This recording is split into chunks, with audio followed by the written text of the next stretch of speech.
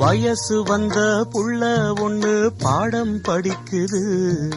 அன்பு ஒன்றே வாழ்க்கை என்ற அர்த்தம் விளங்குது. கட்டிலுக்கு ஆசைப்பட்டு புத்தி அலைஞ்சது. கணவன் இங்கே பிள்ளை என்று கண்டு கொண்டது. தன்னடக்கம் வேணும் அம்மா, பெண்மைக்கது நல்லதம்மா. காமத்துக்கும் மோகத்துக்கும் கால நேரம் உள்ளதம்மா. இல்லறத்தில் இன்ப துன்பம் இரண்டும் உள்ளது பொன்னம்மா.